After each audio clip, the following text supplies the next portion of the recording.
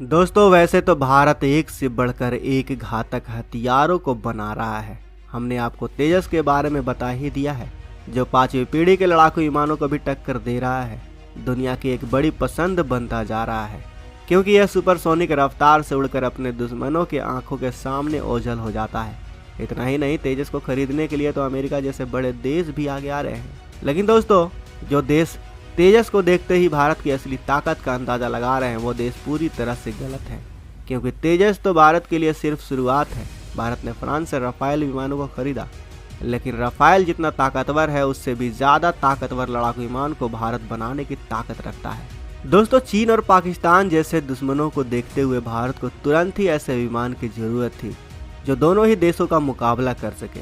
भारत के पास वक्त नहीं था, इसलिए भारत ने राफेल को खरीदा। क्योंकि अगर हमारा भारत राफेल जैसे विमानों को तैयार करता अपने दम पर, तो उसमें काफ़ी समय लगता। और आप जानते ही हैं कि चीन और पाकिस्तान का कोई भरोसा नहीं है, इसलिए भारत ऐसे विमान को बनाने में अपना समय बर्बाद नहीं कर सकता था। लेकिन अब भारत इससे भी एडवांस तकनीक वाले योद्धा को तैयार करने में लग चुका है, जो अब फाइनल स्टेज तक पहुंच चुकी है। अब सवाल यह है कि तेजस को बनाने के बाद भारत क्या बना रहा है, वो कौन सा फाइटर जेट है। क्योंकि जिस तेजस विमान ने ही दुनिया में तहलका मचा रखा है, अब उससे भी एडवांस विमान आ जाए तो दुश्मन का क्या हाल होगा। दरअसल दोस्तों, DRDO ने AMCA को 6th+ जनरेशन का योद्धा बना दिया है, जिसके सामने 6ठी पीढ़ी की तकनीक भी फीकी पड़ गई है। दोस्तों, सबसे पहले AMCA की बेसिक तकनीक को जान लीजिए। दरअसल भारत का AMCA एक 5वीं पीढ़ी का एडवांस मीडियम कॉम्बैट एयरक्राफ्ट है, जिसे DRDO की ADA यानी एरोनॉटिकल डेवलपमेंट एजेंसी ने डिजाइन किया है। फिलहाल ये लड़ाकू विमान अपने डेवलपमेंट स्टेज में है, जो अपनी पहली उड़ान 2024 में भरने वाला है।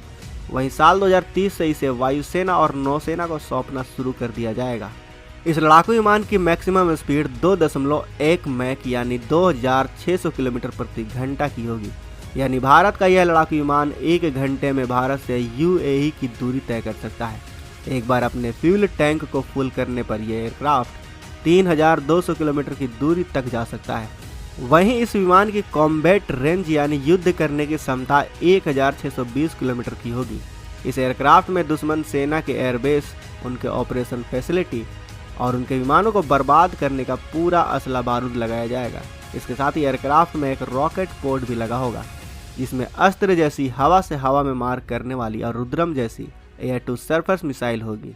इतना ही नहीं, इस एयरक्राफ्ट में DRDO द्वारा बनाया गया सुदर्शन लेजर गाइडेड मोड भी होगा, जो 100% सटीकता के साथ किसी भी टारगेट को तबाह करने की ताकत रखेगा।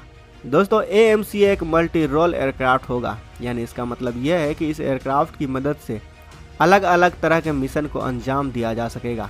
दोस्तों, AMCA की बड़ी खासियत यह है कि यह लड़ाकू विमान स्टील्थ तकनीक और कैमोफ्लेज से लैस होगा, यानी यह दुश्मन के रडार की पकड़ में बिल्कुल भी नहीं आएगा। क्योंकि इसे इस तरह से डिज़ाइन किया गया है कि यह लड़ाकू विमान लोअर रडार प्रोडक्शन और सुपर क्रूज फैसिलिटी से भी लैस होगा। सुपर क्रूज तकनीक एक लड़ाकू विमान को बिना आफ्टर बर्न को इस्तेमाल किए सुपरसोनिक स्पीड में उड़ान भरने में मदद करता है। दोस्तों, AMCA को 2 वर्जन के साथ दुनिया के सामने लाया जाएगा। एक वर्जन 5वीं पीढ़ी के तकनीक के साथ होगा, तो दूसरा वर्जन 6th जनरेशन की तकनीक के साथ लॉन्च किया जाएगा। वायुसेना और नौसेना में इसे शामिल करने के बाद AMCA भारत का पहला 5वीं पीढ़ी का लड़ाकू विमान होगा, जिसे आगे चलकर 6th जनरेशन के लड़ाकू विमानों में अपग्रेड कर दिया जाएगा। दोस्तों, अगर लड़ाकू विमान की डिज़ाइन की बात करें, तो ये विमान दुनिया के सभी 5वीं पीढ़ी के लड़ाकू विमानों से बेहतर होगा। क्योंकि इसके सीक्रेट एल्गोरिथम को देखते हुए जापान जैसे देश इस लड़ाकू विमान पर भारत के साथ मिलकर काम करना चाहता है। साथ ही इस लड़ाकू विमान में दुश्मन के रडार सिस्टम को ट्रैक करने और उसे जैम करने की उत्तम AESA रडार लगाया जाएगा, जो इस एयरक्राफ्ट को दुश्मन के लिए बिल्कुल अदृश्य बना देगी। उत्तम AESA रडार को भी भारत के DRDO ने ही तैयार किया है। फिलहाल दोस्तों, इस एयरक्राफ्ट को 5वीं पीढ़ी की तकनीक से लैस किया जा रहा है, लेकिन आने वाले समय में AMCA में 6th जनरेशन तकनीक वाले लेजर हथियार और स्वाम ड्रोन को भी लगाया जा सकता है।